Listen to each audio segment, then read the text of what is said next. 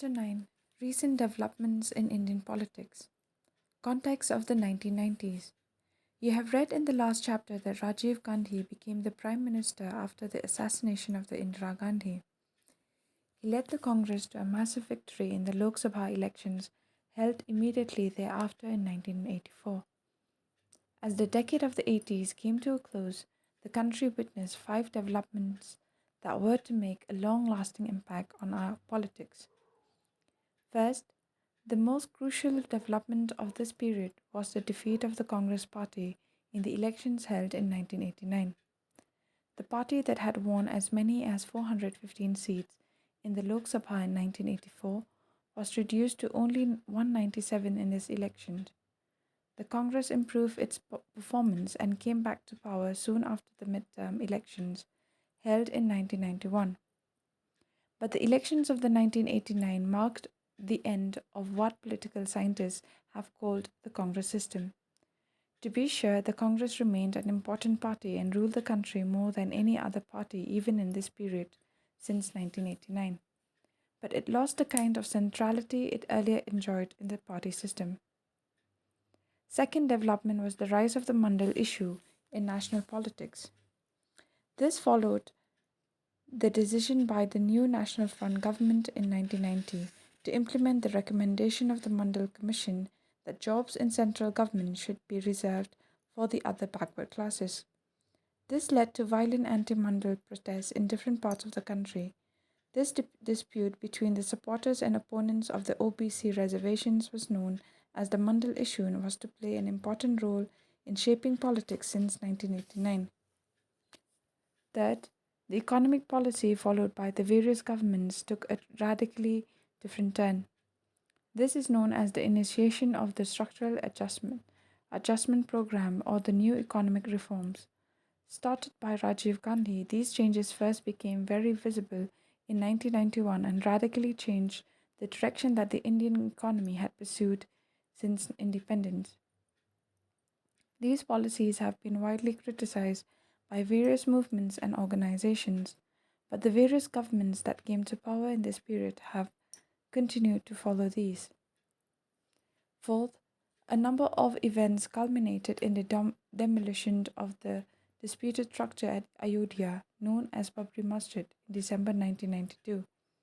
This event symbolized and triggered various changes in the politics of the country and intensified debates about the nature of Indian nationalism and secularism. These developments are associated with the rise of the BJP and the politics of Hindutva.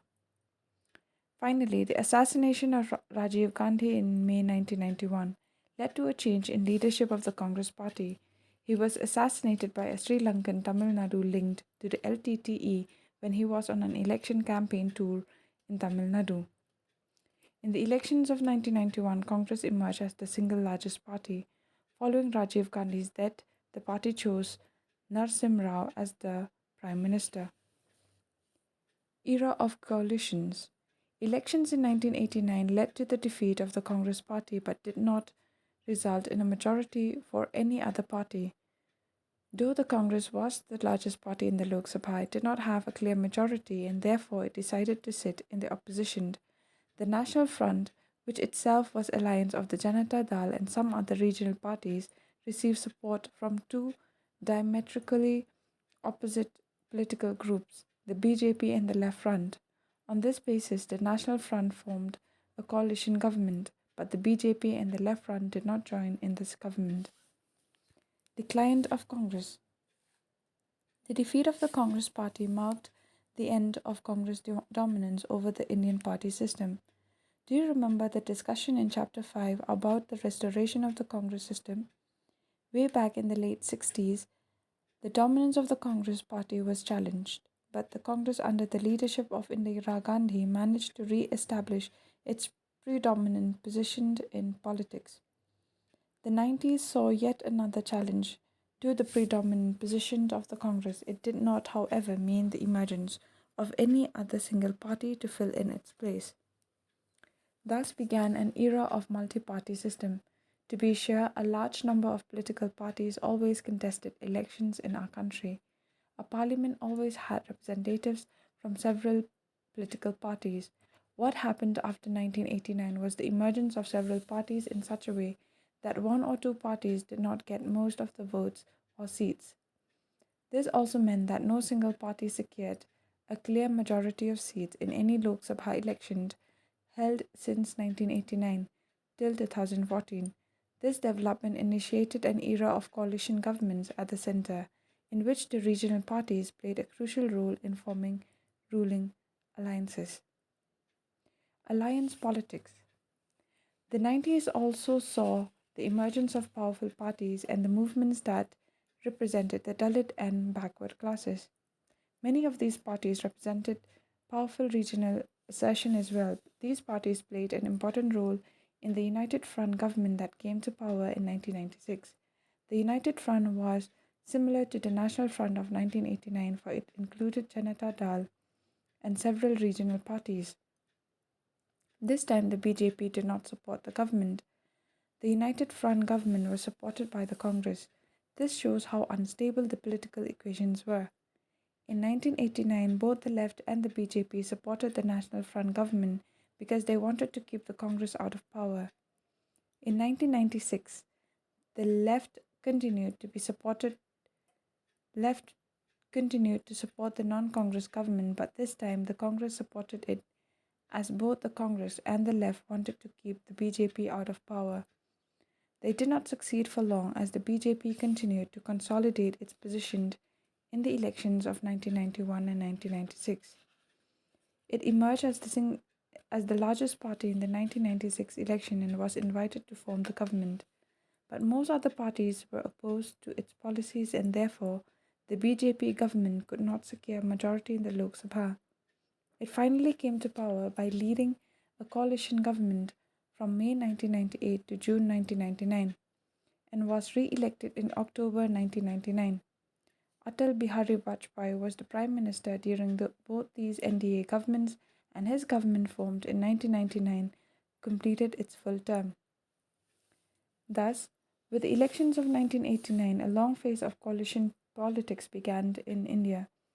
Since then, there have been 11 governments at the center, all of which have either been coalition governments or minority governments supported by other parties which did not join the government. In this new phase, any government could be formed only with the participation and support of many regional parties. This applied to the National Front in 1989, the United Front in 1996 and 1997, the NDA in 1997, the BJP-led coalition in 1998, the NDA in 1999, the UPA in 2004 and 2009. However, this trend changed in 2014. Let us connect this development with what we have learned so far. The era of coalition governments may be seen as a long-term trend resulting from relatively silent changes that were taking place over the last few decades. We saw in Chapter 2 that in earlier times it was the Congress Party itself that was a coalition of different interests and different social strata and groups. This gave rise to the term Congress system. We also saw in Chapter 5 that especially since the late 1960s, various sections had been leaving the Congress fold and forming separate political parties of their own. We also noted the rise of many regional parties in the period after 1977. While these developments weakened the Congress Party, they did not enable any single party to replace the government.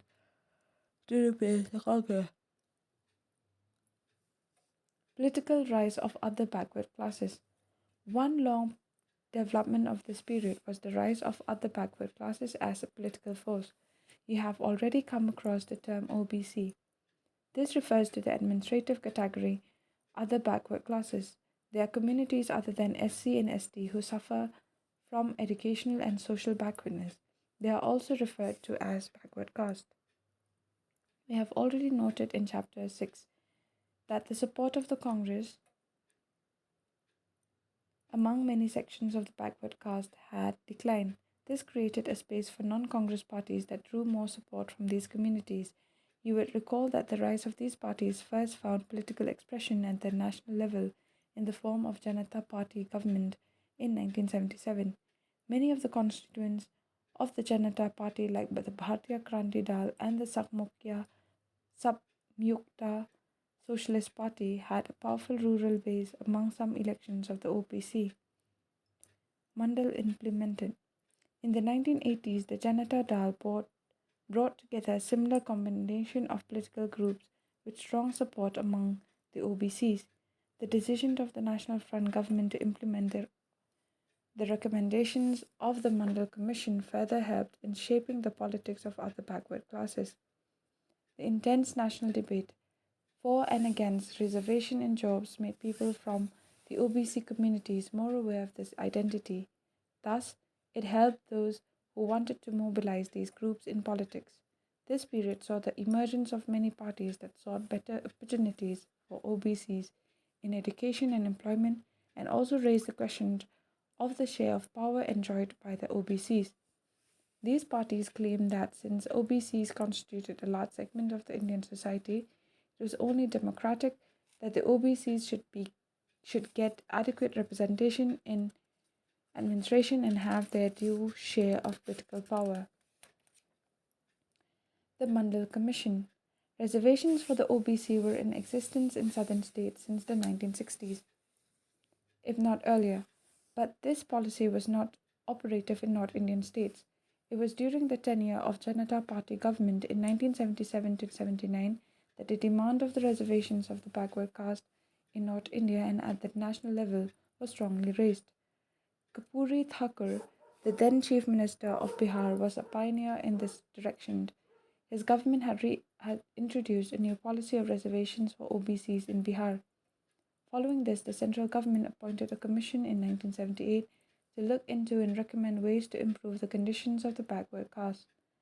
This was the second time since independence that the government had appointed such a commission. Therefore, this commission was officially known as the Second Backward Classes Commission. Popularly, the commission is known as the Mandel Commission after the name of its chairperson, Bindeshwari Prasad Mandel. The Mandel Commission was set up to investigate the extent of educational and social backwardness among various sections of the Indian society and recommend ways of identifying these backward classes. It was always expected to give its recommendations on the ways in which this backwardness would be ended. The Commission gave its recommendations in 1980. By then, the Janata government had fallen.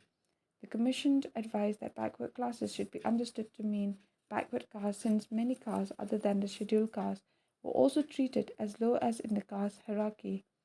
The Commission did a survey and found that these backward castes had a very low presence in both educational institutions and employment in public services.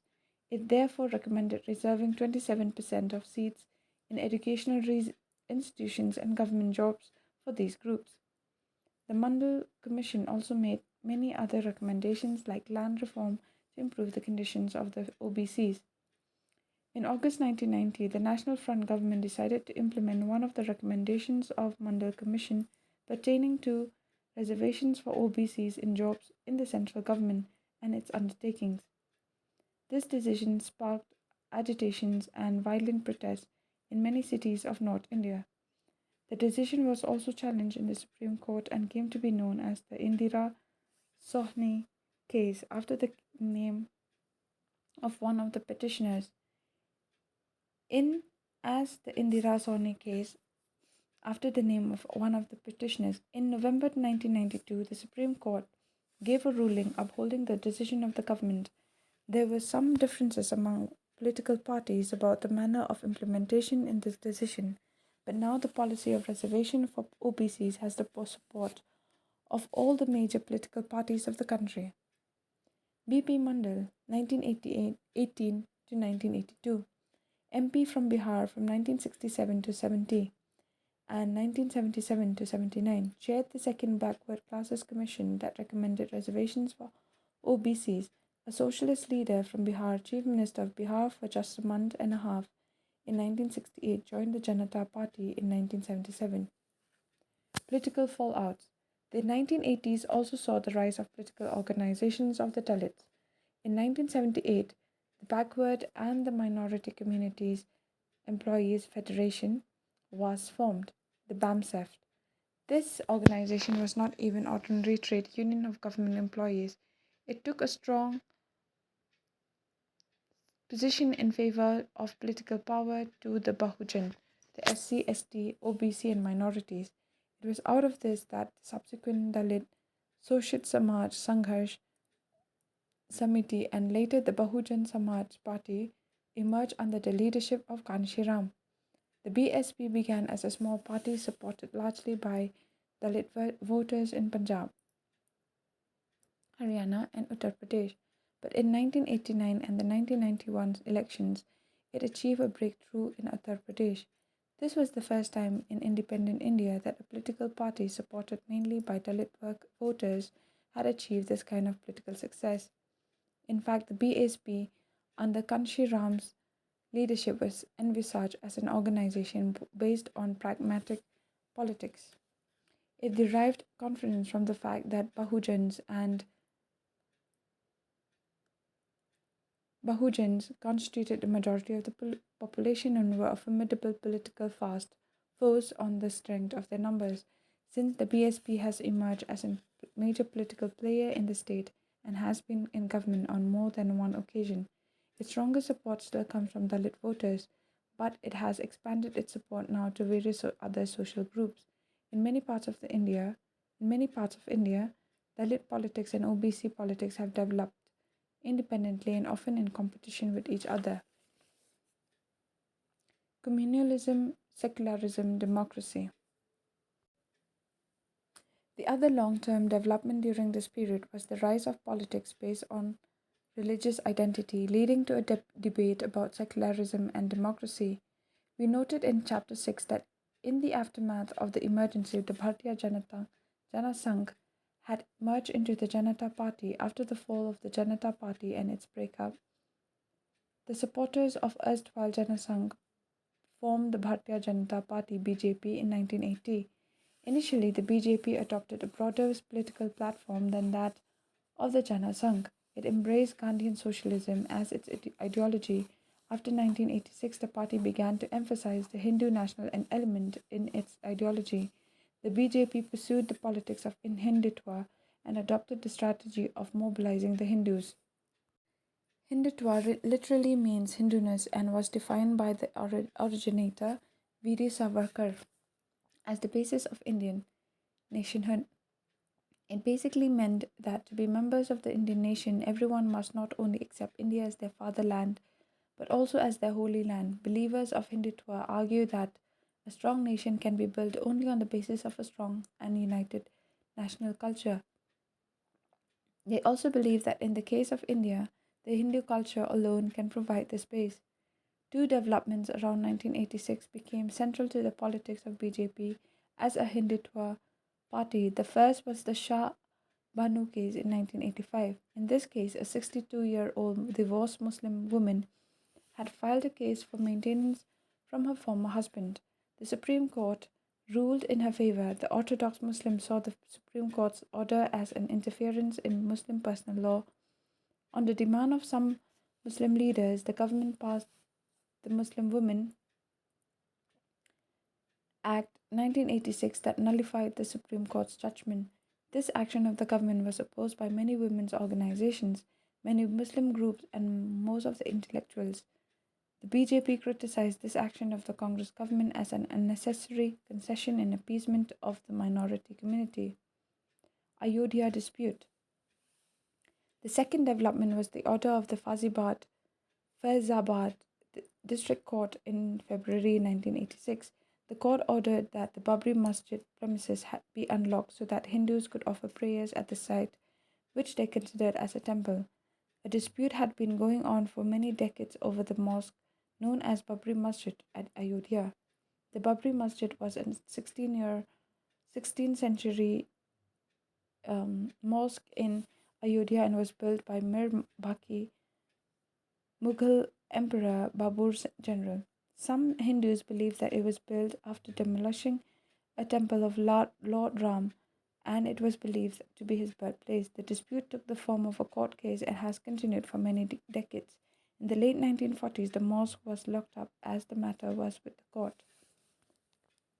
As soon as the locks of the Babri Masjid were opened, mobilization began on both sides. Many Hindu and Muslim organizations tried to mobilize their communities on this question. Suddenly, this local dispute became a major national question and led to the communal tensions. The BJP made this issue its major electoral and political plank, along with many other organizations like the RSS and Vishwa Hindu Parishad (VHP). It convened a series of symbolic and mobilization programs. This large-scale mobilization led to surcharged atmosphere and many instances of communal violence. The BJP, in order to generate public support, took out a massive march called the Rath Yatra from Somnath in Gujarat to Ayodhya in UP. Demolition and after. In December 1992, the organization supporting the construction of the temple had organized a Kar Seva, meaning voluntary service by the devotees, for building the Ram temple. The situation had become tense all over the country and especially at Ayodhya. The Supreme Court had ordered the state government to take care that the disputed site will not be endangered. However, thousands of people gathered from all over the country at Ayodhya on 6 December 1992 and demolished the mosque. This news led to clashes between the Hindus and the Muslims in many parts of the country.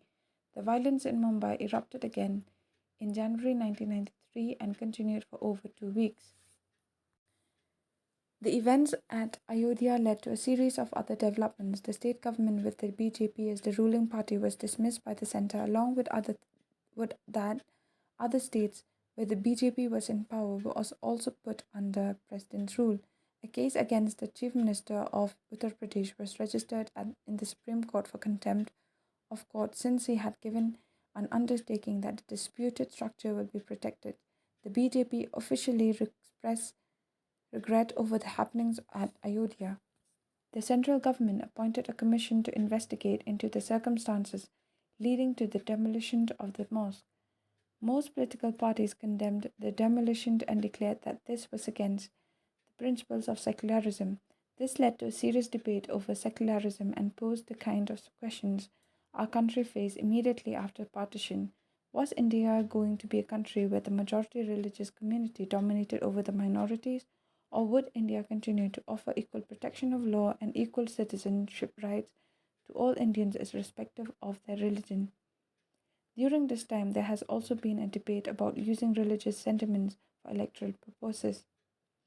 India's democratic politics is based on the premise that all religious communities enjoy the freedom that they may join any party that there will not be community-based political parties.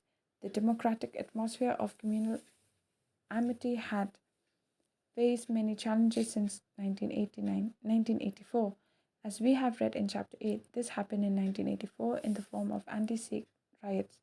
In February-March 2002, similar violence broke out against the Muslims in Gujarat. Such violence against the minority community and violence between two communities is a threat to democracy. These proceedings have the echo of disastrous event that ended in the demolition of the 6 December 1992 of the disputed structure of Ram Janam Bhoomi Babri Masjid in Ayodhya. Thousands of innocent lives of citizens were lost, extensive damage to property caused, and more than all, a damage to the image of this great land as one fostering great traditions of tolerance, faith, brotherhood amongst the various communities inhabiting the land was impaired in the international scene. It is unhappy that a leader of political party and the chief minister has to be convicted of an offense of contempt of court. But it has to be done to uphold the majesty of the law. We convict him at the offense of the contempt of court, since the contempt raises larger issues which affect the very foundation of the secular fabric of our nation. We also sentence him to a token imprisonment of 1 day. Set by Chief Justice Venkatachalya and Justice J.N. Ray of Supreme Court.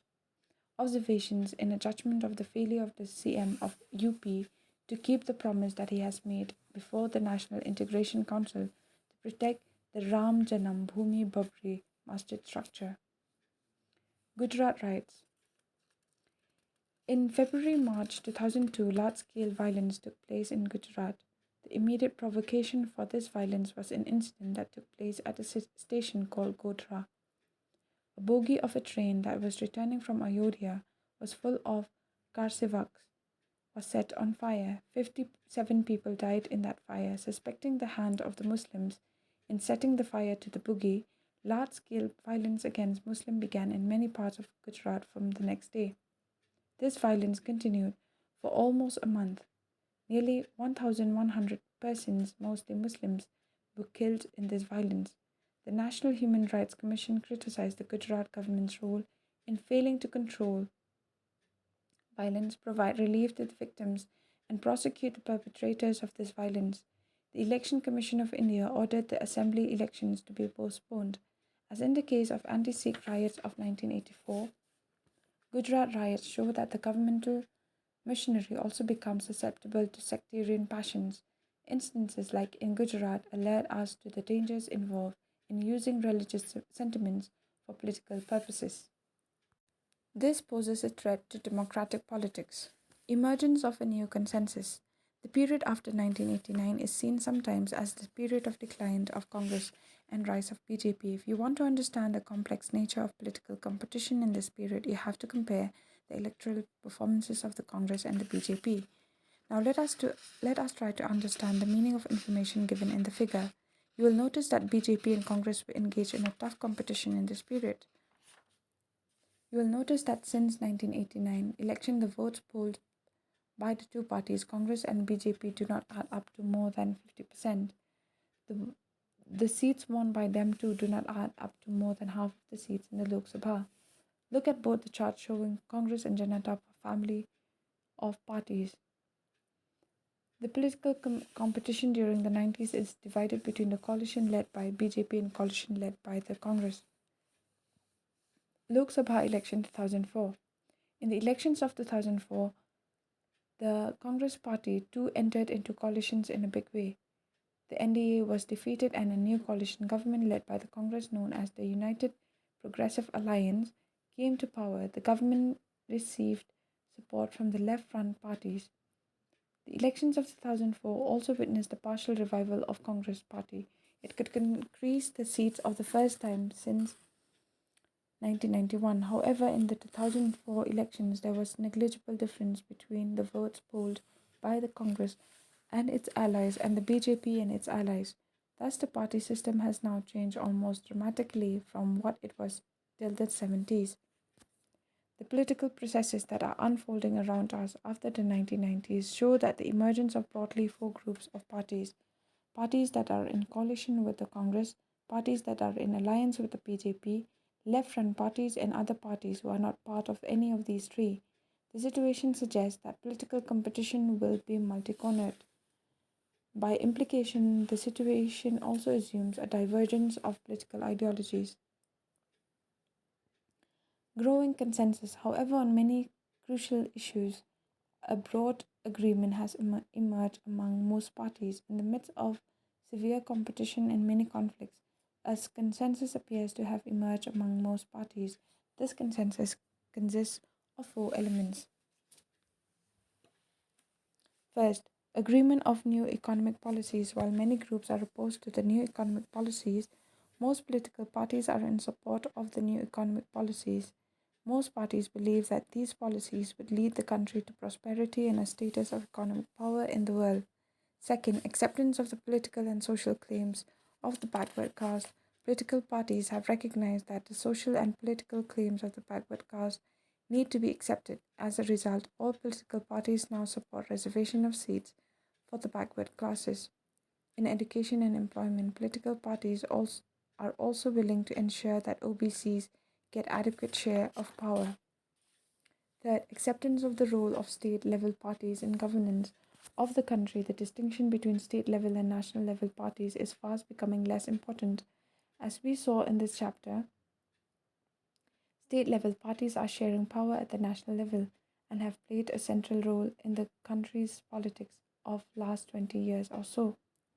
Fourth, emphasis on pragmatic considerations rather than ideological positions and political alliances without ideological agreement, and coalition politics have shifted the focus of political parties from ideological differences to power sharing arrangements.